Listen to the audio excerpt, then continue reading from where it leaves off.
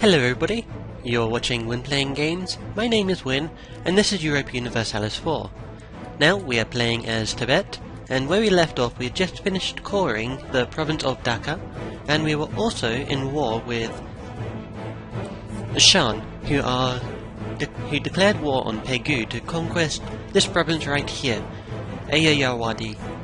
I don't know, sorry if that sounded offensive or anything, but yeah. Now, I haven't actually played this for about a day, so I had to take some time to refamiliarize myself with the situation. So we have access to the sea, we managed to cut Bengal in two. If I remember, Shan also took a province from Bengal. Yep, this one here, they don't even have it as a core yet. And we have two troops over here. The amount of men we have we have 3 out of 11 army force limits, so that means we have 3 regiments in total. So, what I'm going to do is I'm going to send these guys to go and fight this one regiment of the Shan army. We might be fighting in hills, but we do have a general, although our morale is quite low. It would be great if we could get this guy, Morale of Armies Advisor. Unfortunately, firstly we don't have enough money, we need 72 ducats in order to hire this guy, but it's also quite expensive per month. We need to pay 5.1 ducats a month in order to hire him, but we only make 2.1. So, what should we do? We are currently losing our war because this province has been sieged and now they're starting to get a ticking war score in their favour. Let's see, yep, all the way at the bottom. That province is occupied by Shan, which improves the war score by a certain amount over time. Right now it gives them 4.3 war score, but that value will increase over time. Now some things I would like to do is I would like to start building some e-bucks. Oh, never mind, I can't, I don't have enough money. We need to keep an eye on our manpower. If this goes too low, bad things happen. One way we can get around that, however, is we can use missionaries. Mercenaries. Of which I also don't have enough money. Oh man, I can't even... Right, yeah. I need to hurry up and get some money. So my hope in this battle is, since I outnumber these guys, on a magnitude of 2 times, these guys down here with their 5-1 general, since they have such low morale, he probably won't come in and attack my army when I'm attacking them. Let's turn the speed down to speed 3. Let's see how this battle goes. Okay, so we managed to defeat them. Now they have 6 guys there. How many men do we have here? We have... Okay, yeah, 2 men. Well, I'd say we pull back for now. Let's retreat back to this province, and we'll start sieging it. Now our current mission is to integrate Assam into our country. Now, we can't start the integration process while we're at war. We need to be out of war in order to start the integration. Once we're out of war, we should be able to start the integration of Kachar. This will get rid of the country of Kachar and incorporate it into my country, so Tibet will be larger. Oh man, Lan Zong over here are getting their asses handed to them. Oh, but it looks like they have forces coming in. Let's just hope this battle lasts for that long. Yep, the battle lasted for long enough for the allies to get reinforcements. So, there goes the army of Daiviet and Ayadhya. Okay, so it looks like Shan has decided to start sieging this province back. Wow, they're already at 0%. That's quite impressive. Fortunately, we have a... In fact, here's what we'll do. We'll go and attach our army onto this Assamese army. In fact, are they attached to me? I don't think they are. Select army. Following units are attached. Okay, so we can't really do anything about that. So, let's just wait here for the siege to go through. I'd like to start getting some trade ships up. So let's get a bark, and let's hire one in Dhaka. Trade ships they do wonders for your economy, really. If you go and send them to protect trade, that means your trade power in the trade node increases, and that directly affects your income. If we click on this boy here, boy, I don't know how it's pronounced, we can actually see who has the most trade power. So sort by trade power. We are very low on the list, actually. What is that? Tibet. Hold on. Tibet has... oh man, trade power of negative 42.7%. Oh right, that's because we're collecting from trade in the capital, well, in a province that's not our capital. But we are making some money out of this. How much money are we making? We are making 0.26 ducats a month. Well, our capital node is up here in the Yumen trade node. And I think I checked last time, yeah, we don't have enough trade range in order to send our merchants elsewhere. So it looked like Shan are going to finish sieging this province. Now what I hope is for them to go and attack me down in this province of Senwi.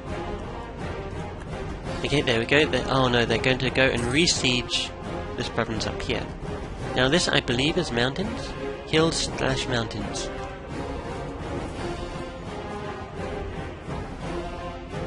So, should we wait here? Let's go and defend up here. In fact, even better, let's go and attack the armies down here. It's better to take out the smaller armies than it is to directly confront the bigger army, but that's just common sense, really. You take less losses by going this way, and you inflict more damage on the enemy by doing this.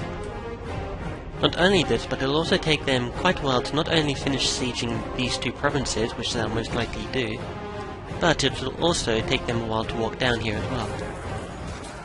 So we're just going to go and squish these small little armies here. This is a mostly plains and grassland area, so we should be fine if there's no invisible river crossing penalties. Doesn't look like there is. There we go. Now we might want to go and siege back the Warden Goal. Let's see, where is the capital province of Shan? Shan's capital is Senwi, which we've already sieged. Aha, our trade fleet is now ready, which only consists of one ship. Let's go and send you to protect trade in Bengal. As I mentioned, this increases our trade power, which is always beneficial. Now, I don't claim to know exactly how trade works in this game, but I know enough to know that trade power is important. Also, trade modifiers are also very good. Additionally, we can send our missionary to go and convert the province of Dhaka. Now this, I believe... Wait, what's going on? Local revolt risk -1. Why? I've sent a missionary there. I don't know. Normally when you hover over the religion, if it's an unaccepted religion, then it'll give you negative modifiers to the county. Unless that's only just for the culture that happens. I don't know, I need to pay more attention to that next time. Fortunately, we don't have a religious problem. It seems like Assam still is not... Neither of my vassals are converting the last of their unconverted provinces, which is kind of frustrating, really. And we can see Ming over here are doing something. They're just organizing men. Now I actually have another game that I don't record of Ming, and they're actually quite fun to play as. Oh yeah, we are a Noble Republic, so that means we have elections. So currently we have a 114 leader, so we can keep him, lose 10 Republican tradition. We are at 100, so let's go and do that actually. How old is our guy? 47? Well, I don't expect him to die. I know plenty of people who are in their late 40s, early 50s, and they are still pretty healthy. So we have lost the siege of the capital of Shan. Hopefully he doesn't come down to Senwi over here. Not Senwi. Okay, so he is coming down over here. Hopefully we can defend ourselves against it. He does have a better general. We are fighting in grasslands. Okay, so this interface down here tells you all the information about the battle. This here tells you how the battlefield is arranged. They have one regiment on the behind the main line. We have very little people on the front line, so we're probably going to take quite a bit of damage. Over here we can see the discipline, the morale, and the military tactics. Now we have better morale, which means that our men will stay in the battle for longer. And as I mentioned earlier, the amount of morale directly correlates to how long you stay in the battle. If you have more morale than the opponent, then chances are you'll probably win. Unfortunately, we did lose that battle. But this also means that this army here is now severely weakened to the point where Pegu can come in and try and finish them off.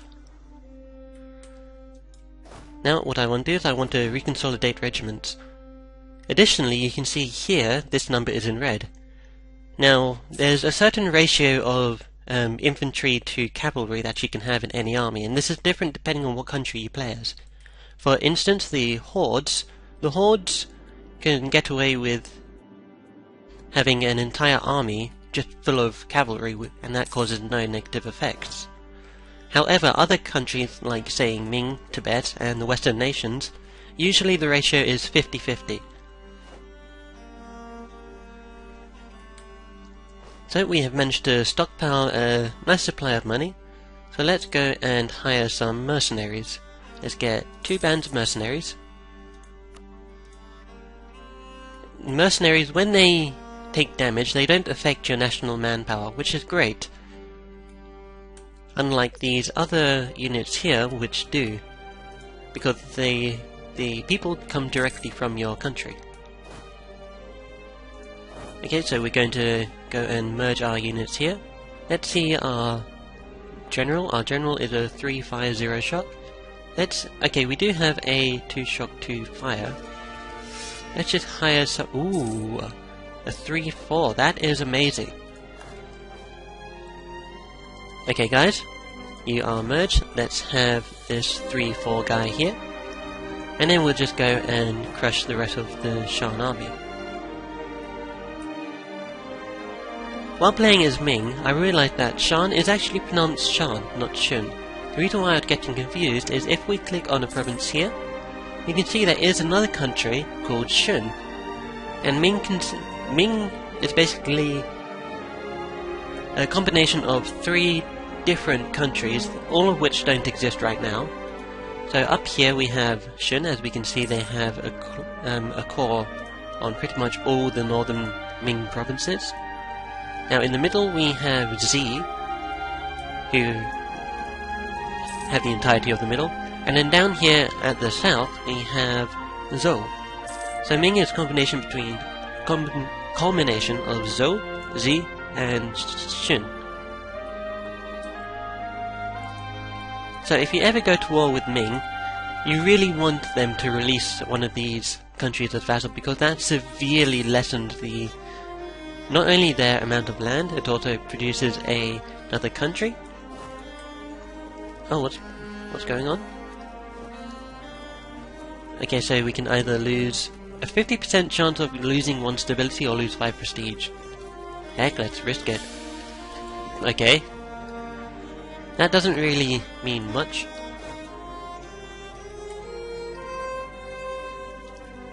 So it looks like Shan are trying to siege my vassal's land. Hey, go ahead. It's not my land, so it's not affecting me. I'm just going to take a sip of my pineapple juice here. Probably going to have to mute some of that mouth noise there.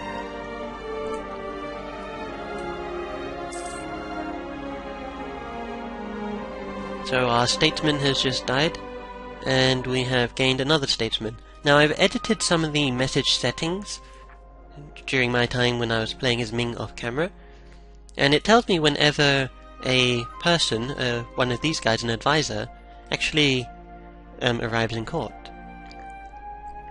So we can get production efficiency, yearly inflation reduction, or national man tax modifier. Additionally, in the diplomatic one, we can get global trade power or spy offense. Let's go for... let's see, what... let's actually get a administrative advisor. And let's go for... let's see, what do we make most of? We make most of trade. Production and taxation are also pretty high up there. So let's get... no, let's get trade, tax. So it looks like Shan have just lost their battle. I wasn't actually paying attention, so I don't know. Now when they do a shattered retreat, they move extremely fast. They can't engage in battle when they have that white box with an X icon over it. And they retreat to a certain county within the country. Now that's normally the best time to go and chase down the enemy, and you can eventually crush them. So, it looks like there are no Shan armies left. If we check in the ledger, we click military and go to armies, and we go down to Shan, or S, PQRS. Shan have 0 men total. They also have 8,000 manpower. That means they can recruit another 8 men from their country, or 8,000 men from their country, should I say.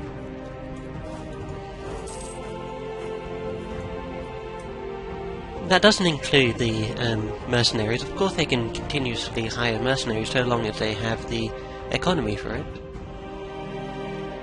We're currently making just under 1 ducat a month, which could be better, but I'm not complaining. Considering our position, we only have 1 sea province, and our base tax in our country is extraordinarily low. Each of our counties has pretty much a base tax of 1.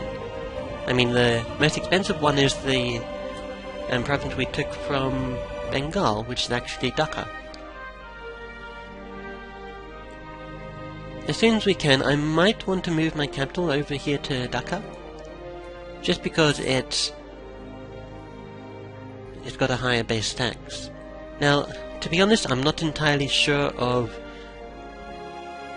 what moving your capital does, save from what happened with Bengal earlier when they moved their capital from Gorda down to here, which they still have actually. Okay, so... oh, that's hilarious. Bengal is down to 1 county, and they still view me as a rival. Come on, man, that's just ridiculous. I mean, I cut your country in half. You should be trying to improve relations with me, you know, doing the please don't hurt me thing. India looked like it's battle between powerhouses. Orissa and Vijayanagar are they allied to each other? No, they are not. There's probably going to be quite a few wars between these two. Orissa has a claim on this province, so yeah, they can, if they wanted to, Orissa can go and attack Vijayanagar for Telangana. And it looks like the Timurids over here, I don't know, the Timurids normally start off with a huge amount of Persia, like modern day Iran. They have pretty much the entirety of Persia, but they are extremely susceptible to rebels, and that tends to lead to a whole bunch of problems. Now, since we are not the war leader in this war, we actually can't peace out Shan right now. We have to have Pegu do that.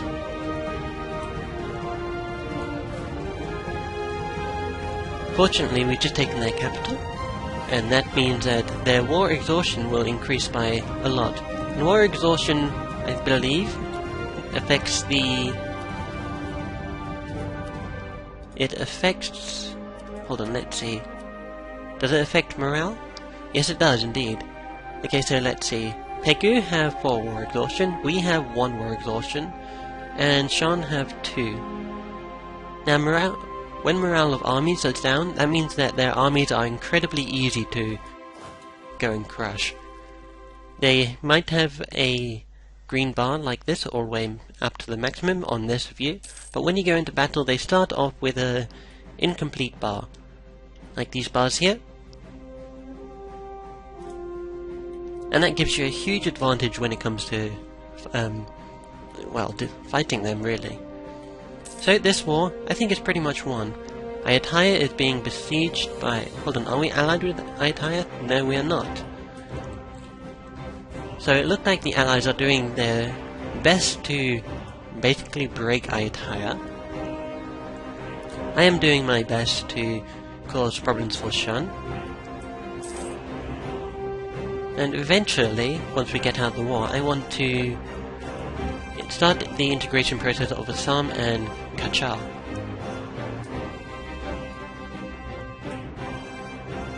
One thing I noticed when I was watching through the previous episode is we have inflation. Now inflation, it basically increases the price of pretty much everything that you have to pay for. For instance, buildings, mercenaries, creating regiments, creating ships, and how much you have to pay for advisors. So if we click reduce inflation, this will cost 75 administrative points, and we'll reduce the inflation by 2. Now our inflation is being reduced by 0.05% per year. Wow, that's not good at all. But at least it's better than something. Now what we eventually want to do is we want to get our administrative technology up to level 4. That way we can get this very nice thing called an idea. And as this entire... Ooh, Ayutthaya just pieced out. I'll finish my tangent first. Ideas are unlocked at certain levels of administrative tech, and they give you a whole bunch of useful effects. So for instance, if you want to go trade, you just click this when the button turns blue, and you spend diplomatic points to unlock each one of these boxes. As you do so, you fill up this progress bar as well, which also gives you additional benefits. So for instance, after you've unlocked a certain amount of ideas, you get, for Tibet, you get the first Tibetan idea, which decreases stability costs by 10%. So yeah, it's a very useful thing. Now let's see how Ayutthaya got out of this war. Ayutthaya will cede things to Pegu, annul treaties with Lana and Shan so they have no more allies. Ayutthaya will release Patani as a sovereign state. Let's see, Patani. Are you... Okay, you are that one province down there. Oh nice, and that also cut them off from this other province down here. We can't really see what the revolt risk is, but I can imagine it's quite high considering that both the religion and the culture are not accepted. And Ayutthaya will transfer 33 ducats to Pegu. Okay, so Ayutthaya is now out of the war, and that reduces the overall strength of the opponent's alliance. Oh wow, look at that. These guys have 0... Okay, they have 1,000 men now, but they have like no army. Ironically, they have like one of the best commanders I've seen this early in the game, 5-1 general, with 3 maneuver and 4 siege. 4 siege is quite scary, really. Probably explains why they were doing so well when it came to sieging.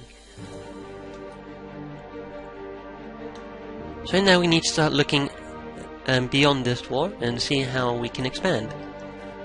Oh, Pegu accepted peace with Shan, We'll cede Sylhet to Bengal, which is the province that Shan took from Bengal just now. Shan will pay 16 ducats, and that's it. Okay. And let's send our guys back into our country. This flag here, this black flag, shows you that the unit is in exile. Basically, it's like a shattered retreat. They move faster, they cannot engage in battle, and that's pretty much it. The only way to get rid of it is to move your troops back into an owned province. At any rate, that has been it for this episode. I have been Wynn, you've been watching Wynn Playing Games. I will see you next time. Take care.